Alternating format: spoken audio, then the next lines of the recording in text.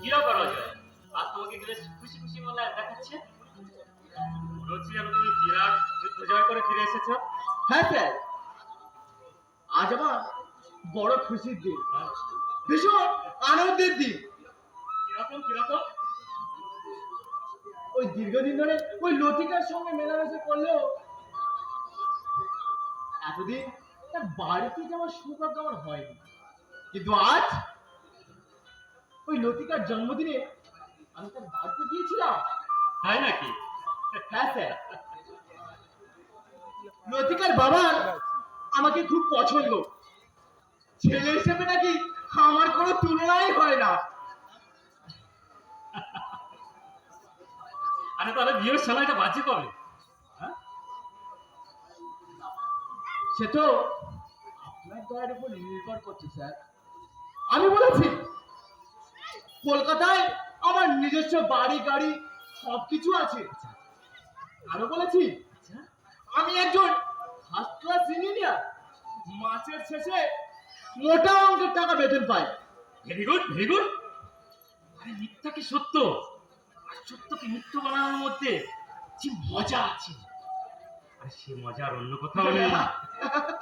আরে জয়ী হবে জয়ী হবে, তুমি জীবনের সর্বক্ষেত্রেই জয়ী হবে। এই অসমের প্রতি তোমার অশেষ অশেষ করুণা স্যার। বেকারের তীব্র অভিশাপ মাথায় নিয়ে আমি একেবারে ধীরে ধীরে শেষ হয়ে যাচ্ছিলাম স্যার। ওই জীবনে সব সুর হারিয়ে আহত পাখির মতো একরাশ যন্ত্রণা বুকে নিয়ে আমি আমি ছটফট করতে করতে শেষ হয়ে যাচ্ছিলাম। আপনার সহযোগিতা এসে আজ আমি পায়ের নিচে মাটি, শক্ত মাটি খুঁজে পেয়েছি। আর পেয়েছি আমার মানুষ প্রতিভা, প্রাণ উজাড় করা ভালোবাসা। তাহলে ভেবে দেখো, তোমার দাদা তোমার কত বড় ক্ষতি করতে যাচ্ছিল। তার আদর্শ বুকে নিয়ে তুমি যদি পড়ে থাকতে, আজ তোমাকে না খেয়ে মরতে হতো। সে আমি জানি স্যার, আর সেই জন্যেই সেই অপদার্থটার সঙ্গে আমি সমস্ত সম্পর্ক বিচ্ছিন্ন করে এসেছি। সত্যি বলছো? আমি এতখানি মূর্খ নই স্যার যে নিজের ভালো নিজে বুঝবো না। আমি তো জানি এ যুগে অর্থ ছাড়া এক পাও চলা যায় না। আর ওই সততার নামাবলী গায়ে দিয়ে লাইফকে এনজয় করা যায় না। Yes, you are right you are right. আজ তোমার জীবনে লতিকা এসেছে, আর কোনো শিউলির দেখা পাবে। তুমি ভ্রমরের মতো একুলে ওকুলে মধুকে আনন্দের সাথে গা ভাসিয়ে দেবে, আর সেটাই হবে পরিপূর্ণ জীবন। হ্যাঁ, আর এই পরিপূর্ণ জীবনে স্বপ্ন বুকে নিয়ে আমি পথ চলা শুরু করেছি স্যার। আমাকে জানা তাহলে প্রকারে হোক না কেন, আমাকে অনেক টাকা রোজগার করতেই হবে। আর আমার একদিকে থাকবে টাকার পাহাড়, আর অন্যদিকে থাকবে নারীর রূপ যৌবন। আর আমি হব এই পৃথিবীর মস্ত বড় এক সুখী মানুষ। আমি যখন তোমার সহায়, তোমার স্বপ্ন বৃক্ষে ফুল ফুটবেই। আরে মাঝে ভাই, আজ রাত্রে ফেরে তোমাকে কিন্তু দার্জিলিং যেতে হবে।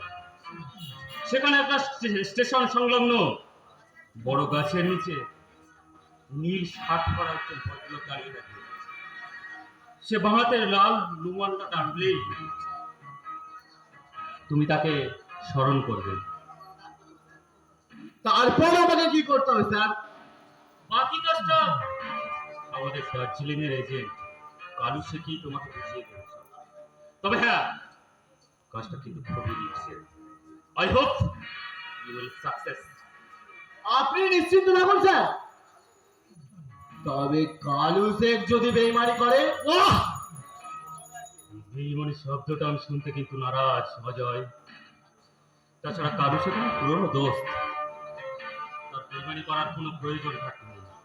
যাও, তুমি তৈরি হয়ে নাও। যাচ্ছি স্যার। সুখের সাগরে অবগাহন করতে যতই কঠিন কাজ হোক না কেন, আমি তা পালনই করব। আমার আমার দাদার পরিভাষায় আমি অমানুষ হলেও আমি একজন কর্মবীর। আর এই দৃষ্টান্ত আমাকে স্থাপন করতেই হবে। কর্মবীর? আরে কথাটা শুনতে মন্দ নয়, কিন্তু আরো মন্দ নয়। অজয় চৌধুরী এখন আমার হাতের খেলার পুতুল। আমি ওকে যেভাবেই নাচাবো ও আমাকে সেভাবেই কথা শুনবে, নাচবে। না, ইয়াসিন আপনার খেলার পুতুল হয়ে আর থাকবে না। কি বললে? বললাম এই যে আমি আপনার দেখানোর পথে আর চলবো না। ইয়াসিন? আমি আপনার সেখানে ভুলিয়া বলবো না। তাই নাকি? তা হঠাৎ তোমার এইরকম মত পরিবর্তন? কারণ একটাই, এই নোংরা কাজ আমি আর করবো না। এই কাজে আমার ঘৃণা ধরে গেছে। আপনি আপনি হাসছেন স্যার? আরে কাঁদবার মতো? দুর্ভাগ্য নিয়ে তো আমি জন্মাইনি। কাঁদবে তুমি, কারণ তোমার মৃত্যু শিহরে দাঁড়িয়ে অপেক্ষা করছে। মালিক, আপনি? তোমার জন্য আমার খুব দুঃখ হচ্ছে ইয়াসিন। আসলে কি জানো, লড়াই করতে গেলে তোমার এই মেরুদণ্ডটা সোজা থাকা দরকার। কিন্তু আমি যতদূর জানি, মেরুদণ্ড সোজা করে দাঁড়ানোর মতো ক্ষমতা আর তোমার নেই। অতএব লড়াইয়ের ময়দান ছেড়ে তুমি একেবারেই আউট। আপনি আপনি আমাকে মুক্তি দিন মালিক। মেহরবানি করে আমাকে মুক্তি দিন। কি হলো ইয়াসিন, তোমার গলার স্বরটা কেমন যেন বদলে গেল। না না মানে আমি তো জানি তুমি কেন কাজ ছেড়ে দিতে চাইছো। অধীরের বোনকে তুমি বিয়ে করতে চেয়েছিলে, তোমার সে আশায় ছাই পড়ায়। না না, এ আপনার ভুল ধারণা মালিক। অধীরের বোনকে আমি কোনোদিন খারাপ চোখে দেখিনি। খোদার কসম, আমি আমি তাকে আমার বেইনের মর্যাদা দিয়েছিলাম। তুমি? আমি আমি আপনাকে বলে বোঝাতে পারছি না। আমি আমি কতখানি অসহায়। ওই ওই অথবাগিনী মেয়েটা আমাকে দাদা বলে ডেকেছিল, অথচ অথচ আমি তাকে রক্ষা করতে পারিনি। আর এই ব্যর্থতার বাবা কান্না আমার বুকে আমার দিলটা জ্বালিয়ে পুড়ে খারাপ করে দিচ্ছে। পারছি না, আমি আমি কিছুতে সহ্য করতে পারছি না। ইয়াসিন, হতভাগিনী মেয়েটাকে বিদেশে পাচার করে আমি আপনি আপনি কত টাকা পেয়েছেন আপনি বললেন? আমি আপনার কিনা গোলাম হয়ে থাকতাম। আমি আমি না খেয়ে শুয়ে থাকতাম। তবু আমার একটাই যন্ত্রণা থাকতো, আমি আমি জিন্দা থাকতে আমার বইনের গায়ে একটা কাঁটার আঁচড়ও লাগতে দিইনি। ওসব বাজে কথা ছাড়ো, যাও মন দিয়ে কাজ করে যাও। শহীদ বস্তির কঙ্কনা নামের মেয়েটা সেদিন তুমি চিনে এসেছো। আজ রাত্রে তাকে তোমাকেই ধরে আনা চাই। না, আমি পারবো না। আমার বইনকে আমি রক্ষা করতে পারিনি ঠিকই, কিন্তু আর কোনো মেয়েকে আমি ক্ষতি করতে দেব না। আর এটাই হবে আমার অক্ষমতার প্রায়শ্চিত্ত। ইয়াসিন, তুমি বোধহয় ভুলে যাচ্ছ কার সামনে দাঁড়িয়ে কথা বলছো। আমি ইচ্ছে করলে এখনই তোমাকে মালিক, আমার শেষ কথা, এ কাজ তুমি ছাড়া সম্ভব নয়, তাই তোমাকে এ কাজ করতে হবে। আমারও শেষ কথা, আমি পারবো না। কি বললে তুমি? পারবে না?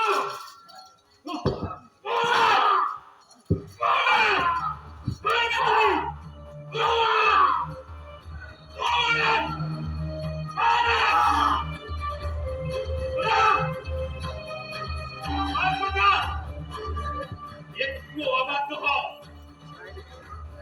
আর যদি পুলিশের কোনো খবর যায় আমার কথা, আমার হাত থেকে তুমি নিস্তার পাবে না। আমার দেহটাকে কেটে কেটে আমি টুকরা করে না না, ছিটিয়ে দেবো। জয়ন্ত সান্যালের অভিযানে দয়া ময়া মমতা বলে কিছুই নেই। আমার চলার পথে যে প্রতিবন্ধক হয়ে দাঁড়াবে, আমি তাকে আমার এই টুটিয়ে তলায় পিষে মারবো।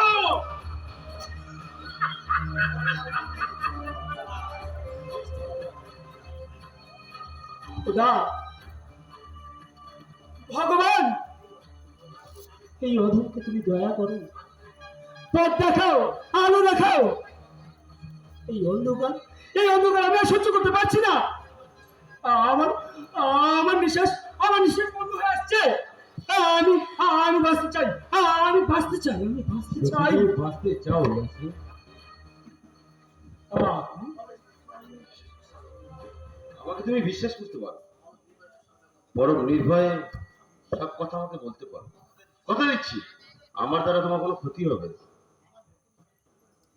আমার আমার নতুন করে আর কি ক্ষতি হবে?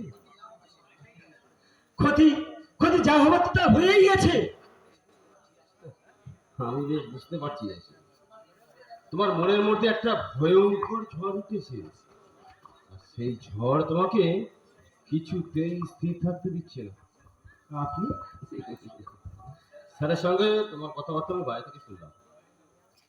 কিন্তু অনেক দেরিতে হলেও তুমি যে তোমার ভুল বুঝতে পেরেছো, এটাই তোমার পরম সৌভাগ্য। কিন্তু এখনই এমন কাজ করো না যাতে তোমার জীবন বিপন্ন হয়ে যায়। আমি আপনার কথা ঠিক বুঝতে পারলাম না। বুঝতে পারছো না তো? ভাবছো একই দলের লোক হয়েও আমি। সত্যি করে বলুন তো, আপনি কে? বাইরে আমি জয়ন্ত সান্যালের বিশ্বস্ত কর্মচারী হলেও ভিতরে আমি সত্যি তোমার একজন বড় বন্ধু। কি আমাকে বন্ধু বলে গ্রহণ করতে তোমার কোনো আপত্তি আছে নাকি? না না, তা না, কিন্তু ওই কিন্তু, অনেক কিন্তুর মাঝে লুকিয়ে আছে আরেকটু কিন্তু লুকিয়ে আছে বন্ধু। তোমার ওই পেট এমন রাক্ষসটা তোকে একদিন এই নরকে নামতে বাধ্য করেছিল। কিন্তু আজ যে তুমি ভালো হতে চাও, সেটা তো দিনের আলোর মতো পরিষ্কার। আপনি আমাকে আমি যখন তোমাকে বন্ধু বলে গ্রহণ করেছি, তোমার কোনো ভয় নেই। চলো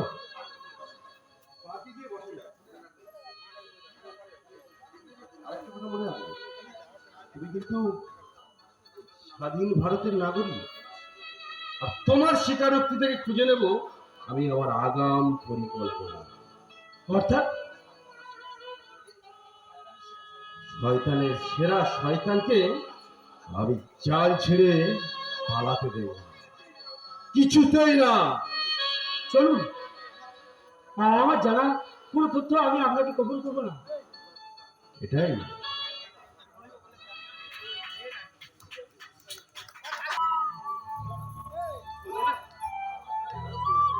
এবারেই হলো না। আশ্চর্য, এত চেষ্টা করে মুখে কিছুতেই হাসি আনতে পারছি না। তবে কি, না না, আর একবার শেষ চেষ্টা করে দেখতে হবে। ঠাকুরপো, দাঁড়াও তো বৌদি, একটু ভালোভাবে দাঁড়াও। পরে হবে, কত বেলা হলো যে, এখনো পর্যন্ত মুখে কিছু দাও।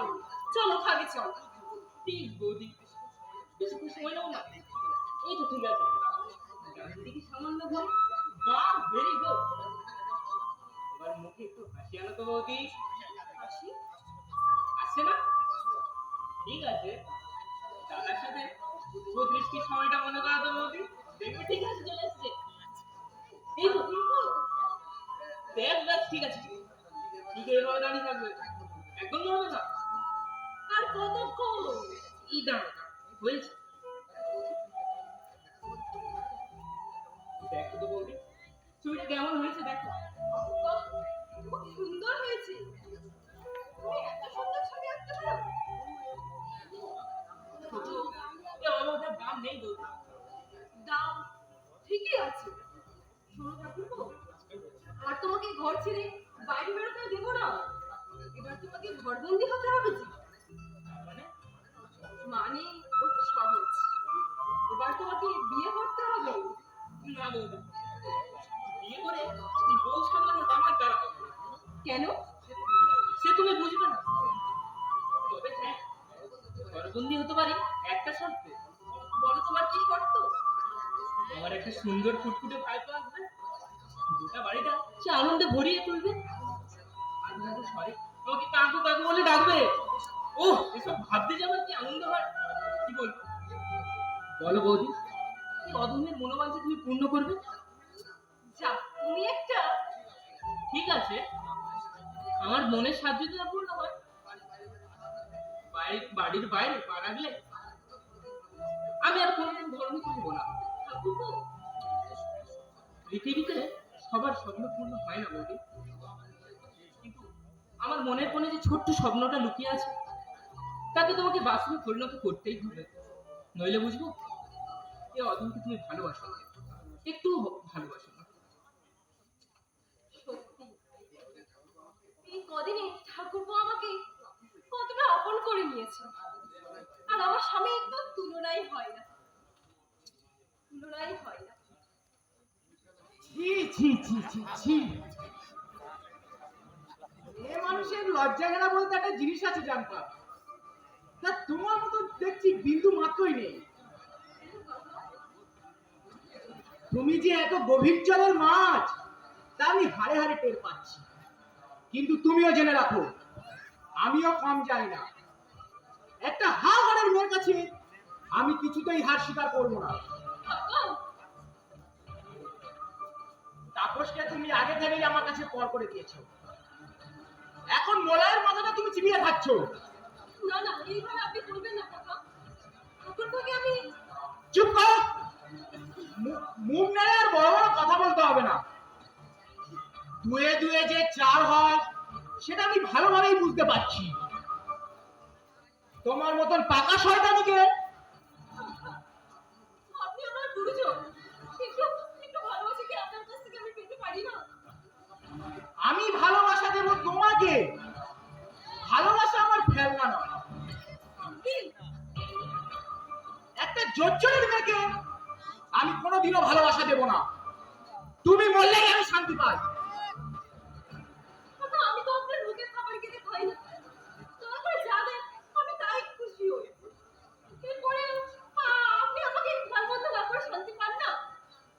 শান্তি আমি পাবো, কিন্তু তুমি এ বাড়ি থেকে বিদায় হওয়ার পর, তার আগে নয়।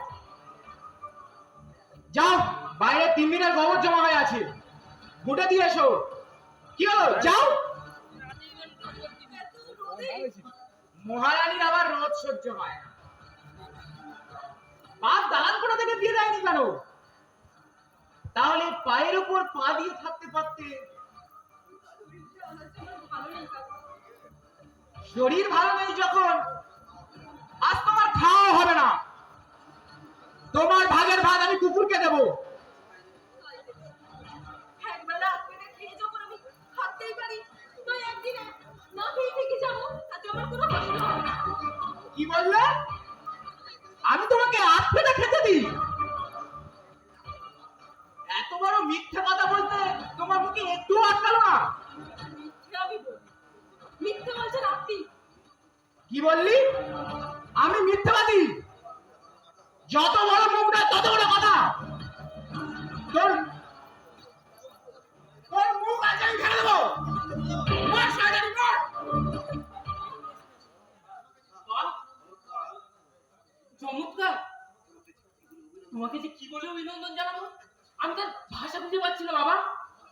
মলয় আচ্ছা দেখলাম এই যে আমি নিজের চোখকেও বিশ্বাস করতে পারছি না।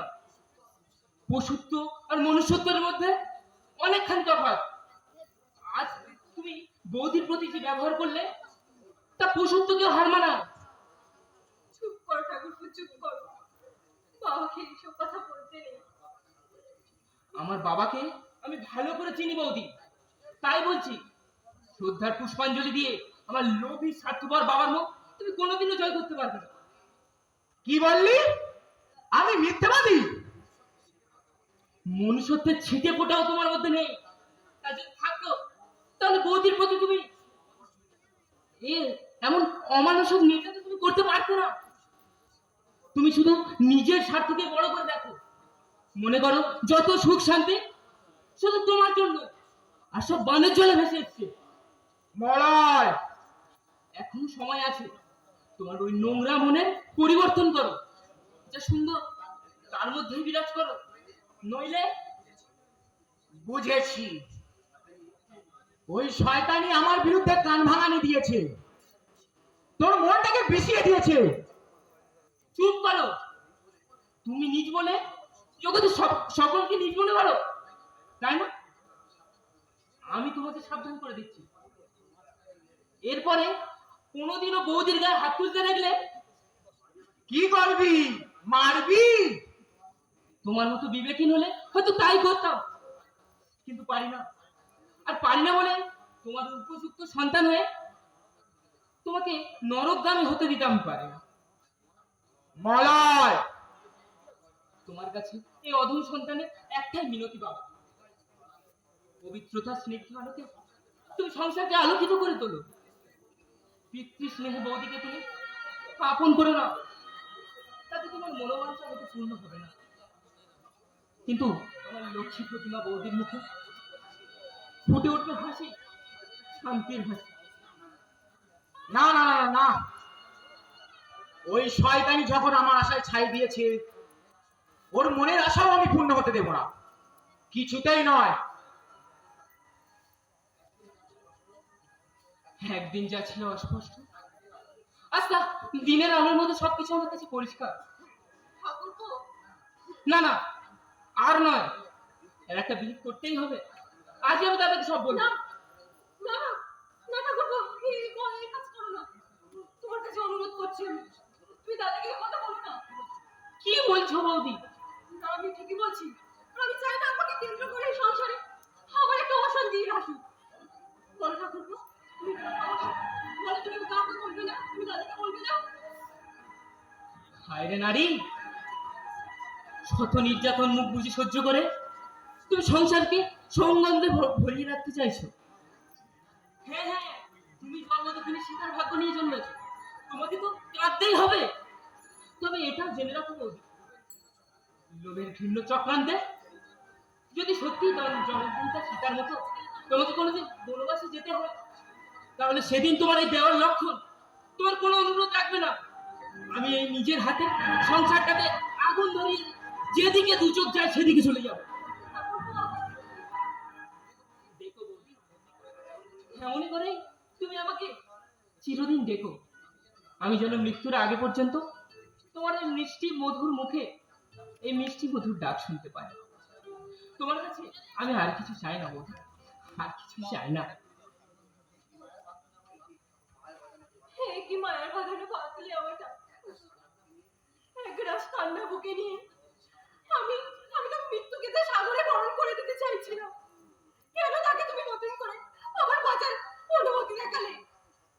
আবার ভেঙে গেল, আবার সব স্বপ্ন ভেঙে চুরমার হয়ে গেল। তুমি পারলাম না মাধুরী, পারলাম না। স্বার্থপর শয়তানদের ঘৃণ্য চক্রান্তে আমাকে দোষী সাব্যস্ত হতে হলো। ওহ, মানুষ যে এত নিজ ঘৃণ্য হতে পারে! স্বার্থের জন্য মানবীকে জলাঞ্জলি দিয়ে এর আগে আমার জানা ছিল না। কি হয়েছে তোমার? তুমি তো ভেঙে পড়ছো। পরাজয়ের দুঃসহ গ্লানি আমাকে কুড়ে কুড়ে নিঃশেষ করে দিচ্ছে। পারছি না, আমি আর সোজা দাঁড়াতে পারছি না। কি বলছো তুমি? যা আমি কোনোদিন কল্পনা করতে পারিনি, যা ছিল আমার স্বপ্নাতীত, তাই তাই আজ বাস্তবে ঘটে গেল। একটা মিথ্যে অপবাদের বুঝে আমার মাথায় চাপিয়ে দিয়ে সকলের সামনে ওরা আমাকে দোষী সাব্যস্ত করে আমাকে ওরা চাকরি থেকে বার করে দিয়েছে। স্বামী, বলতে পারো, বলতে পারো মাধুরী, আমার এই পরাজিত মন আমি কোথায় লুকাবো? কেমন করে আমি মানুষের সমাজে মুখ দেখাবো? সবাই সবাই আমার দিকে আঙুল তুলে বলবে আমি চোর। আমি অফিসের 30,000 টাকা আত্মসাৎ করেছি। এই মিথ্যে অজুহাত দেখিয়ে ওরা আমাকে অফিস থেকে ছাঁটাই করেছে। সে কি? শুধু তাই নয়, আমার শেষ সম্বল তিল তিল করে সঞ্চয় করা প্রভিডেন্ট ফান্ডের মাত্র 30,000 টাকা ওরা ওরা তো জরিমানা বাবদ কেটে দিয়েছে। স্বামী, কারখানার বঞ্চিত সর্বহারা শ্রমিকদের পাশে আমি দাঁড়িয়েছিলাম তাদের বাঁচার ন্যূনতম আদায়টুকু করার জন্য। আর সেই অপরাধী আজ আমাকে দোষী সাব্যস্ত হতে হবে। তাই বলে তুমি ভেঙে পড়ো না স্বামী। তুমি এই শ্রমিকদের কি তাকে সংগঠিত করো আর মালিকের স্বেচ্ছাচারীর বিরুদ্ধে তাহলে রুখে দাঁড়াতে বলো। কি বলছো মাধুরী? আমি নারী, আমি এর থেকে বেশি কিছু বলতে পারবো না। শুধু এটুকুই বলবো, একটা সংসার ভেসে যাই যাক, আর 5টা সংসার যেন সুখে শান্তিতে অপূর্ব থাকে। এই মহাদায়িত্ব আমি তোমাকে দিলাম স্বামী। মাধুরী, আমরা একবেলা ছেড়ে খেয়ে থাকবো, তবে না জল খেয়ে দিন কাটিয়ে দেবো। আর অন্যায়ের কাছে কিন্তু তুমি মাথা নত করবে না। আর সেই হবে তোমার শত দুঃখের মাঝে জয়। বলো বলো মাধুরী, আবার বলো। আমার কথা শুনে আমার হারানো শক্তি আবার আমি নতুন করে ফিরে পাচ্ছি। তুমি ঠিকই বলেছো মাধুরী, ন্যায়ের কাছে আমি মাথা নত করবো না। আত্মসর্বস্ব শয়তান সর্বেশ্বর বিশ্বাসকে আমি বুঝিয়ে দেব আগুন নিয়ে খেলা করা কত ভয়ানক, কত মারাত্মক। স্বামী, দেখে নে, আমি ওটা সমস্ত শয়তানি চক্রান্ত আমি ভেঙে চুরমার করে দেবো। তার জন্য ষড়যন্ত্র করে সে যখন আমাকে চোর সাজিয়েছে, তুলে দিয়েছে আমার বুকে পাহাড়, কেড়ে নিয়েছে আমার সুখ স্বপ্ন মনের শান্তি, তখন তার উপর চরম প্রতিশোধ না নেওয়া পর্যন্ত আমি নিশ্চিত ঘুমাবো না। ঠাকুর, তোমার রাজ্যে আজকাল এত পাপাচার, কেন এত মিথ্যাচার? কেন একজন আর একজনকে লুট করে নিতে চায়? তোমার সৃষ্ট মানুষকে তুমি সম্মতি দাও ঠাকুর, তুমি সম্মতি দাও, তুমি সম্মতি দাও ঠাকুর, তুমি সম্মতি দাও।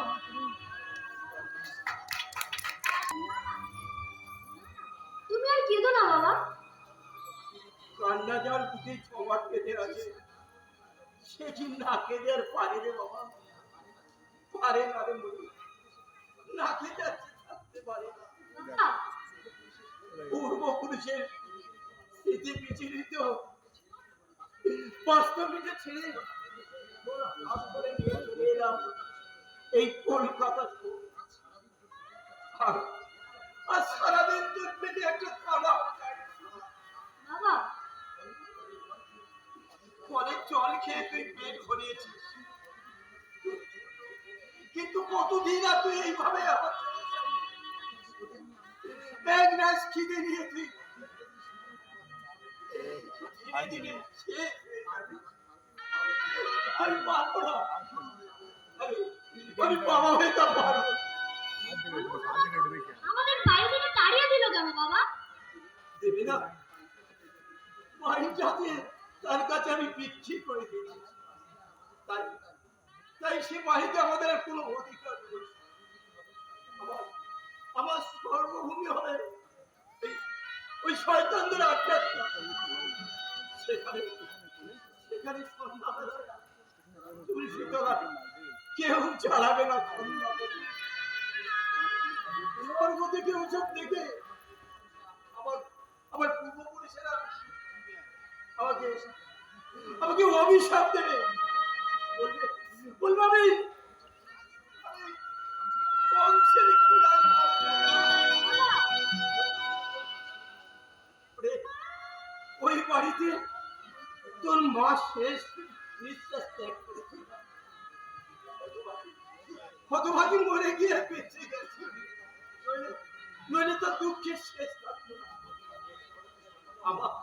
আমার মতো তাকেও চোখের জল সম্বল করে বেঁচে থাকতো।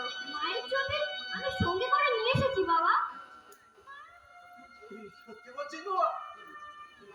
তোর মায়ের ছবি তুই এনেছিস? ভালোই করেছিস, খুব ভালো করেছিস। ওটা ওটা ওখানে থাকলে ওরা দু পায়ে মারিয়ে দেবে, নয়তো নর্দমায় ছুঁড়ে ফেলে দিত। তাতে আমার নির্মল অস্তিত্ব আত্মা ডুবে ডুবে কাঁদতো। আর স্বর্গ থেকে তার এই অপদার্থ স্বামীকে বাবা দেখি তোর মায়ের ছবিটা একটু দেখতে দেখি। আমি পিছনে ঘরে দেখি কেঁদে কেঁদে অন্ধ হয়ে গেল। এই পড়াশোনা হয়তো আমি আর বেঁচে থাকতে হতভাগী আমার একদিনের জন্য শান্তি দিতে পারে। আমার কাছ থেকে শুধু সে শুধু দুঃখই পেয়েছে, অথচ কোনোদিন একদম প্রতিবাদ করে। এই না বাবা।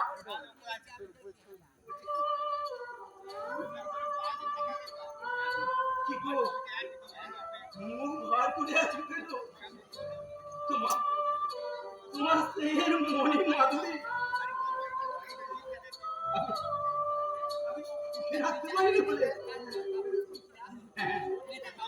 এই তো তুমি ওদের যে গর্ভধারিণী মা, 10 মাস গরম যন্ত্রণা ভোগ করে তুমি ওদের যে পৃথিবীতে আলো। কিন্তু তুমি বিশ্বাস করো,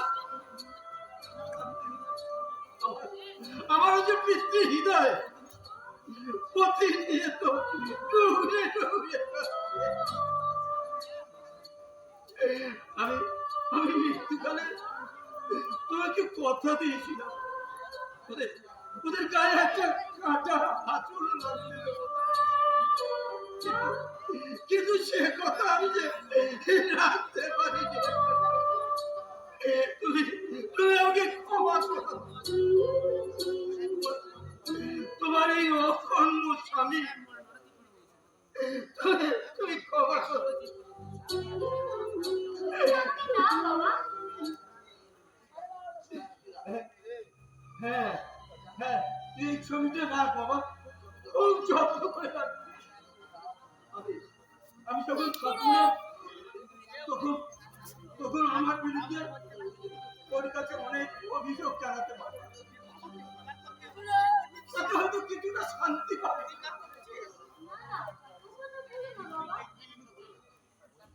তুমি মারা গেলে আমি কার কাছে থাকবো?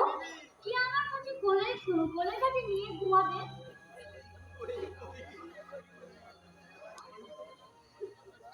আমি ভালো খেতে চাই না, আমি ভালো থাকতেও চাই না, শুধু তুমি বেঁচে থাকো বাবা। কাচ্ছিস মনে ওরে, এত সহজে তোর বাবার মৃত্যু হবে না। এই কত বছর বাপ, এখনো অনেক দিন বেঁচে থাকবে। আমার অক্ষমতার শাস্তি আমাকে তো পেতেই হবে। বলো বাবা, সামনের ওই বসিটায় গিয়ে দেখি যদি আজ রাতটা মাস হয়ে যায়। দেবে না, কেউ আমাদের আশ্রয় দেবে না, সকলে আমাদের ঘৃণায় মুখ সরিয়ে রাখবে। বাবা ভগবান যেমন কামান সাজিয়েছে, মানুষের সহানুভূতিটা কেউ আমাদের দয়া দেখাবে না। দয়া মায়া মমতাকে বড় করে দেখা মানুষের কর্তব্য। আর ওইগুলো অন্তর থেকে লোক পেলে মানুষের মানুষ থাকে না। স্বার্থপরতা মানুষকে হয়তো বড় করতে পারে, কিন্তু জীবনের প্রতিষ্ঠা আনতে পারে। তুমি কে বাবা? আমি একজন সামান্য চাষি। কিন্তু কি ব্যাপার বলুন? অনেকক্ষণ ধরে আপনাকে এখানে দেখি। কোথায় যাবেন? আমি নিশ্চয়ই ঠিকানা দিতে পারছি না। আসলে এটা কলকাতা শহর, এখানে ঠিকানা খুঁজে বের করা কঠিন না। আসুন আমার সঙ্গেই আসুন, আমি ট্যাক্সি করে কিন্তু কি ব্যাপার দাঁড়িয়ে আছেন কেন? আসুন আমার সঙ্গে। না মানে আছে ও ভাড়ার জন্য ভাববেন না।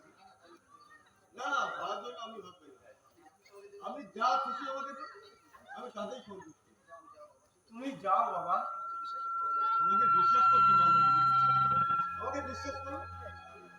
আমি কারো উপকার না করতে পারলেও ক্ষতি করবো না। যা বসে বসে। বন্ধ হয়ে গেছে। এখানে বেশিক্ষণ থাকাটা উচিত না। আসলে এটা হচ্ছে সবার বিরুদ্ধে রাস্তা।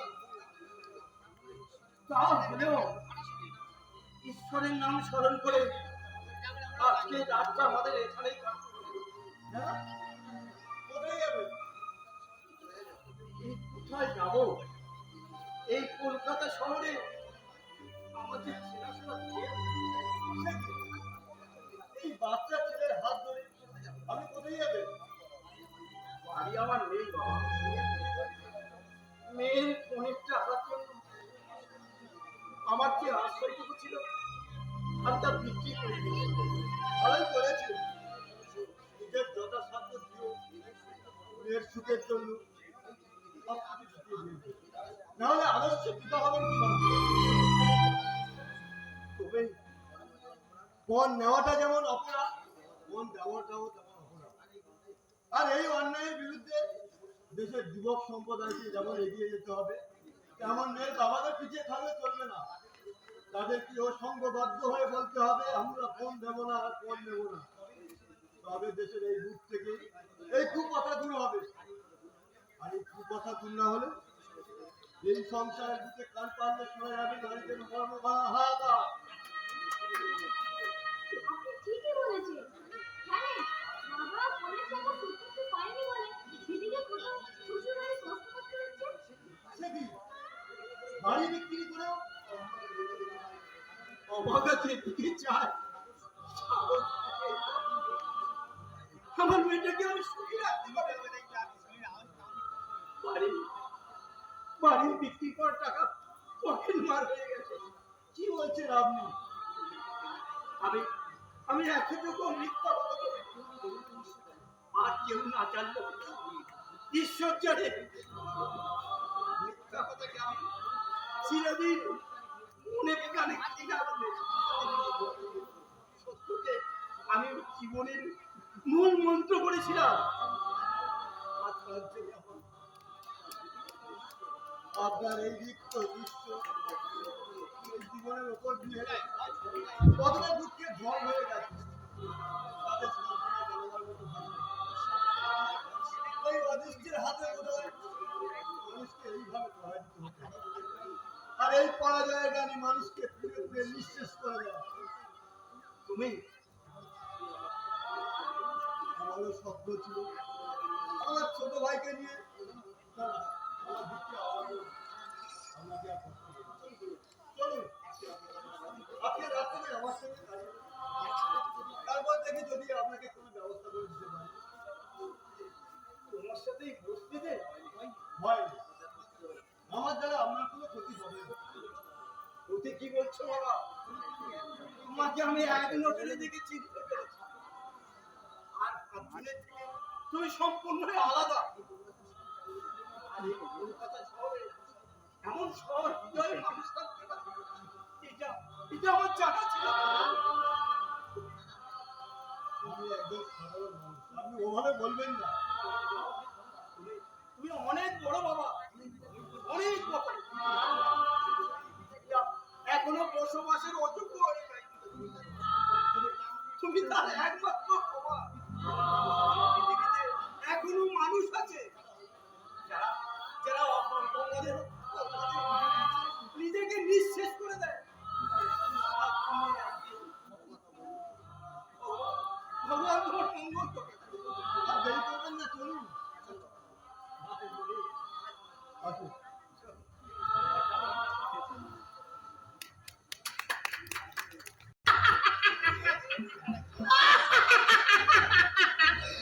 হাসতে হাসতে আমার পেটে খিল ধরে যাচ্ছে। আমার কতদিনে মনে হচ্ছে যে পূর্ণ হবে। চন্দনের মাঝে এক কথায় রাজি হয়ে যাবে আমি আমি ভাবতেও পারিনি। জয় গুরু। মাঝে মাত্র আর 1 মাস সময়, তারপরে চন্দন আর আমি একই সুরে গাইব, একই সুরে নাচবো, একই ঘরে দুজনে জড়িয়ে বলবো, তুমি ওপরে তালার লোক, ওই ওপরে যাওয়ার মনে ক্ষমতা আমি নিচে থেকে বাঁচিয়ে দিলাম উপহার। তোমার বন্ধু তুমি আমার। ফুটেছে ফুল ফুটেছে কদম তলাইতে, হাতি নাচছে ঘোড়া নাচছে, পুরো খঙ্গার বিয়ে।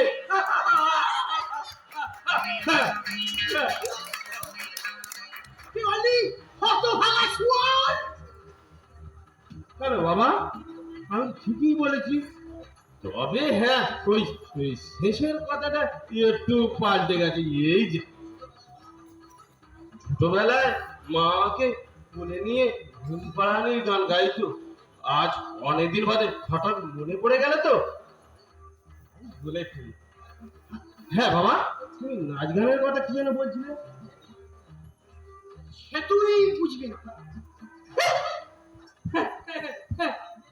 হাসি যে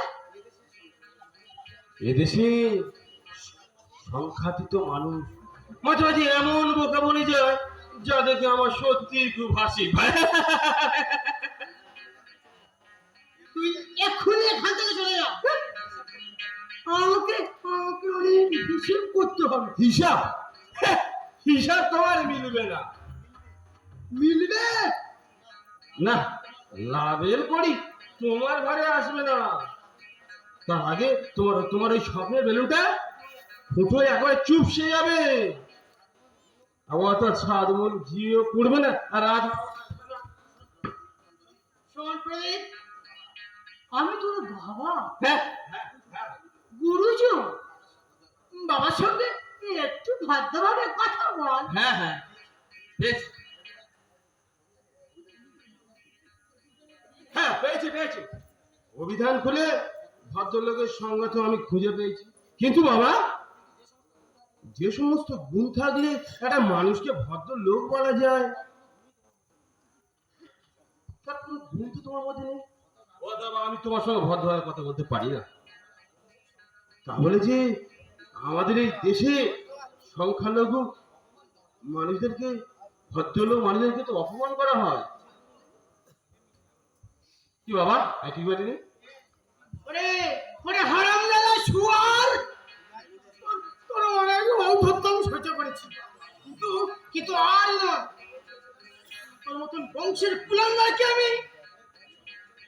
হ্যাঁ, আমার বংশের মুখুজ্জ্বলকারী পিতা, আমার বংশের মুখুজ্জ্বলকারী পিতা, তোমাকে আমি প্রশ্ন করতে পারি আদর্শ জীবনের সংজ্ঞা কি? আরে কি প্রশ্ন করতে পারি, তোমার কোন সুনীতি আমার ঠাকুরদার বংশ মর্যাদাকে অক্ষুণ্ণ রেখেছে?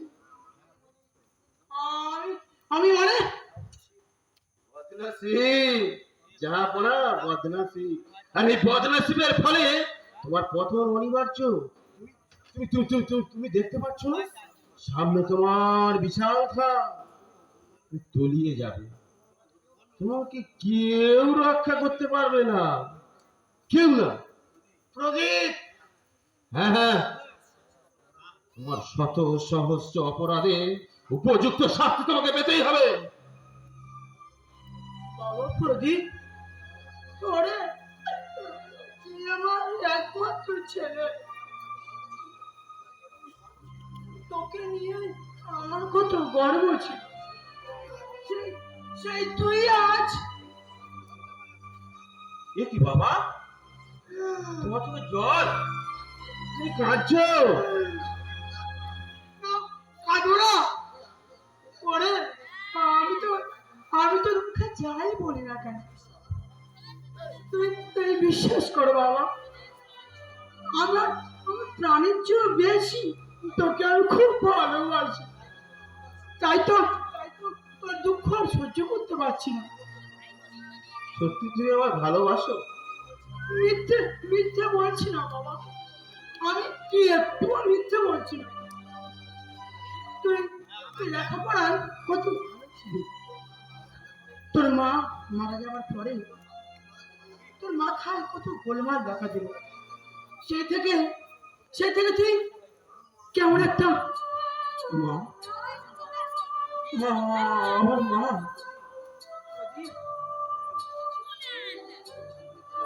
আমার মা পরনে লাল শাড়ি, কপালে বস্ত বড় হাতে পবিত্রতার শঙ্খ বলায়, গলায় আঁচল দিয়ে সন্ধ্যা বেলায় তুলসী তলায় মেরে পাচ্ছি না,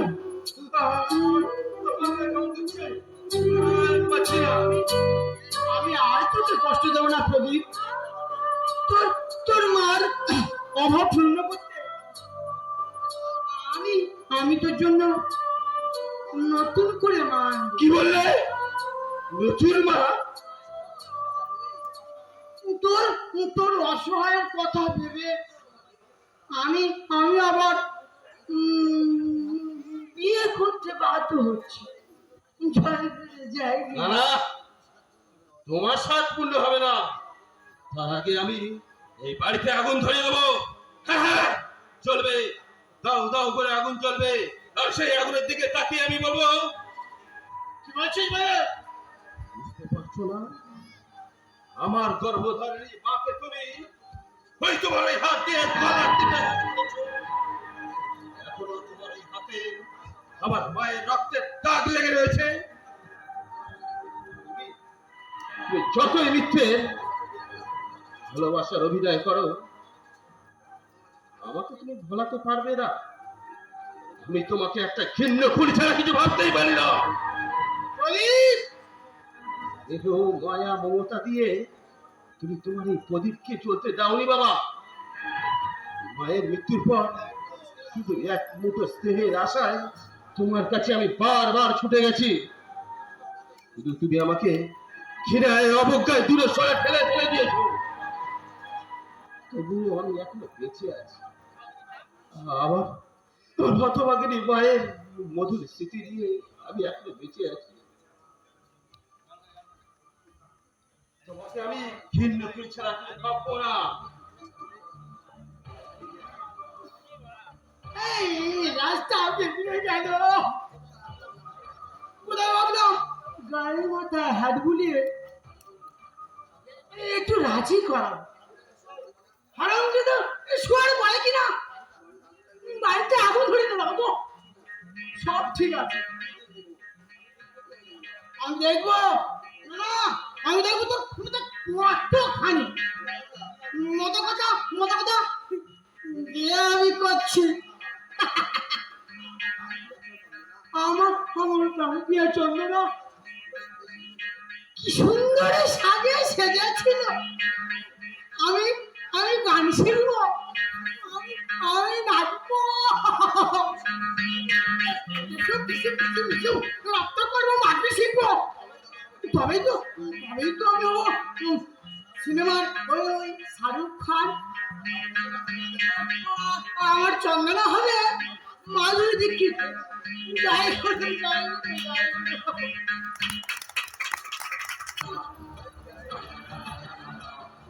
ব্যাপার কি ইয়াসিন, তুমি দিন দিন কেমন যেন উদাসীন হয়ে যাচ্ছ,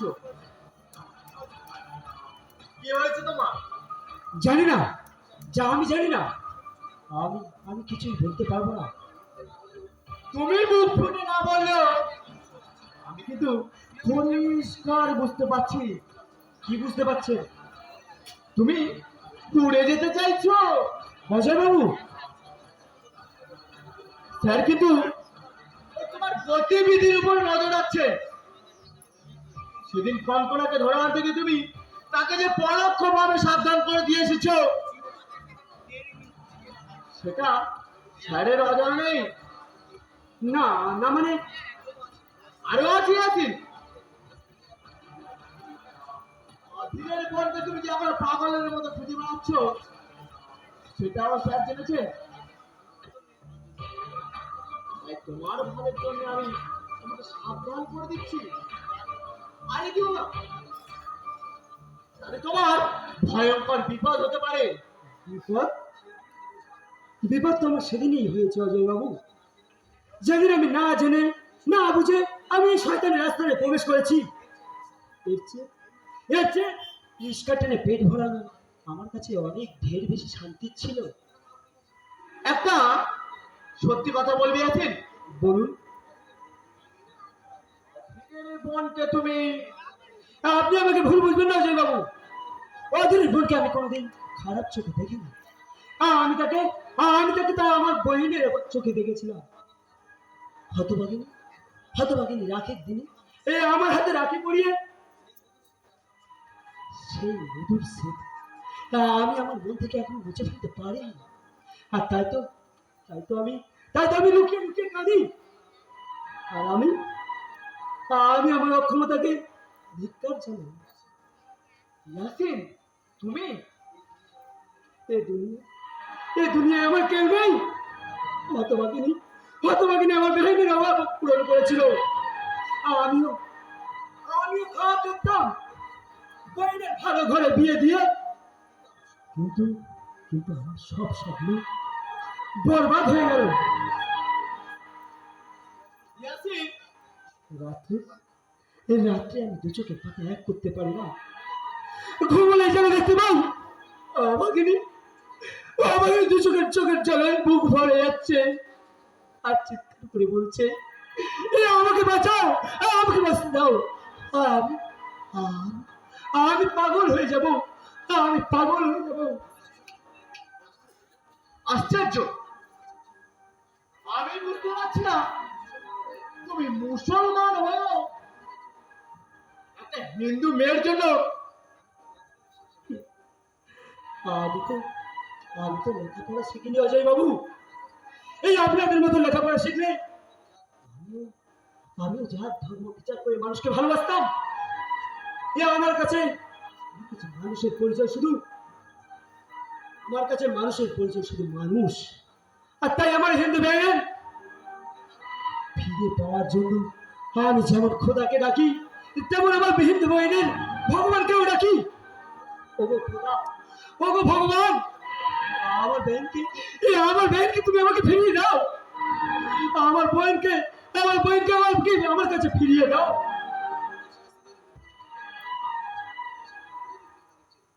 ইয়াসিনের মতিগতি মোটেও ভালো দেখছি না। মনে যে অবস্থা, তাতে হয়তো পুলিশের কাছে সবকিছু ফাঁস করে দিতে পারে। না না, আজ আমি স্যারকে সবকিছু জানিয়ে দেবো। কিন্তু কিন্তু একই আমার বুকের ভেতরটা হঠাৎ তোলপাড় করে উঠছে। কেন কেন কেন কেন ও ইয়াসিনের পাশে আমি অতি নগণ্য। আমার প্রিয় দাদা আমাকে উচ্চ শিক্ষিত করতে গিয়েও যে ত্যাগ স্বীকার করেছিল। হ্যাঁ হ্যাঁ হ্যাঁ, মনে পড়েছে। আমার আমার সবকিছু মনে পড়েছে।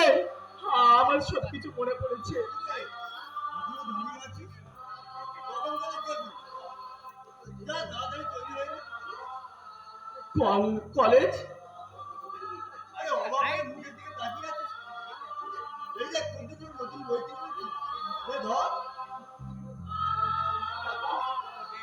টাকা তুমি কোথায় পেলে দাদা? ওসব তোকে নিয়ে ভাবতে হবে না।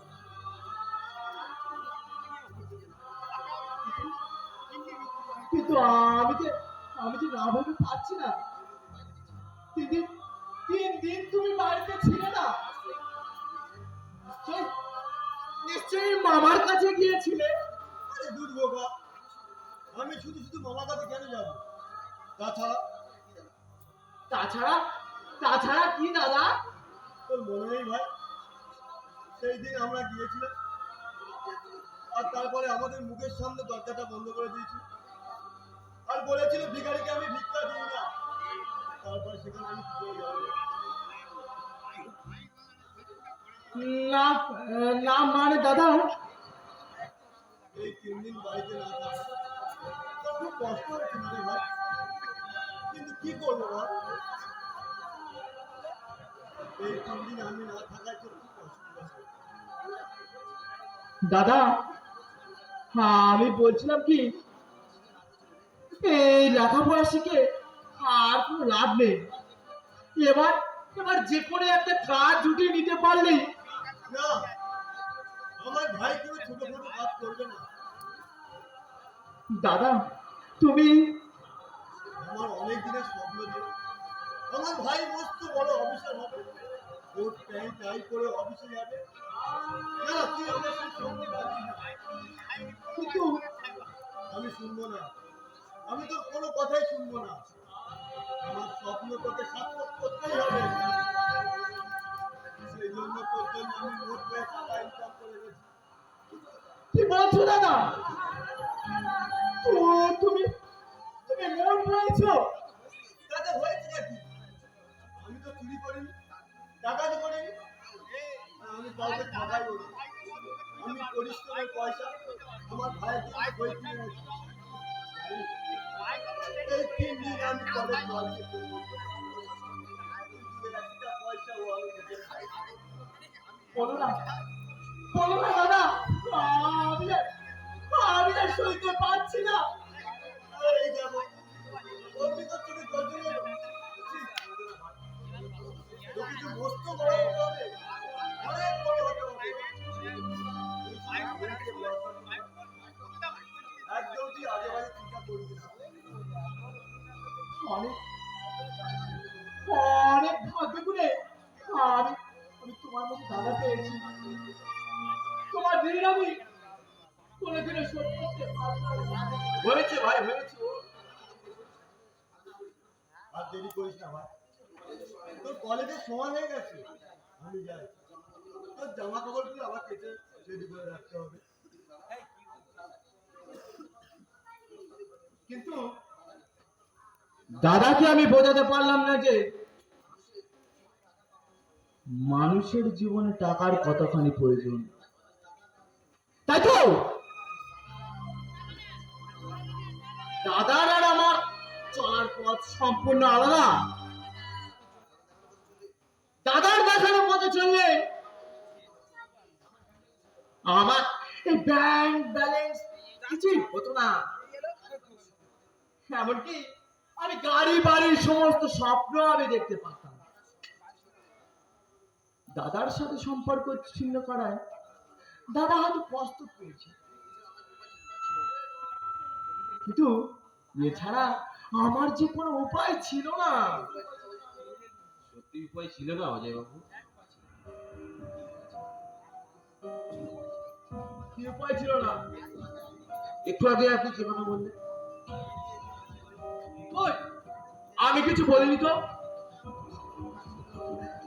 আপনি বোধহয় আমাকে বিশ্বাস করতে পারছেন এটা অজয় বাবু। না মানে আমি এই যুগে মানুষের প্রতি মানুষ বিশ্বাস হারিয়ে ফেলেছে ঠিকই, কিন্তু অনেক সময় তো মানুষ মানুষকে বিশ্বাস করতে হয়। এই যে লতিকাটি আপনাকে বিশ্বাস করে ভালোবেসেছে, এখন আপনি যদি তার সঙ্গে বিশ্বাসঘাতকতা করেন, লতিকার কথা তুমি জানলে কি করে? লতিকা দেবী তো এখানে এসেছিলেন। লতিকা এখানে এসেছিল? আর তোমাকে দেখতে না পেয়ে চিঠিটা তোমাকে দেওয়ার জন্য দিয়ে গেছে।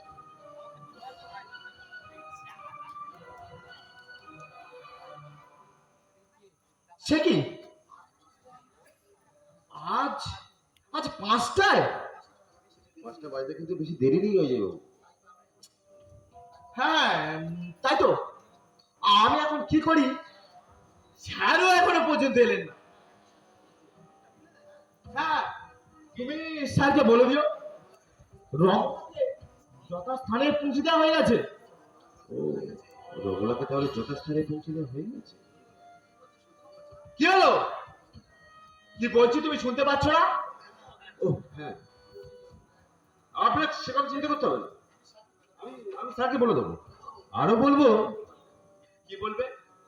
বলবো স্যার, এবার অজয় বাবুকে প্রমোশন দিয়ে তার মতো কাজ হাসিল করার ক্ষমতা কারণ নেই। তুমি বলছো এ কথা? সত্যি কথা তো বলতেই হবে অজয় বাবু, আমরা তো একই পথের পথি। আমি আপনার জন্য সুপারিশ করব, আর আপনি আমার জন্য করবেন, তবেই তো আমরা একই উপরে উঠতে পারবো।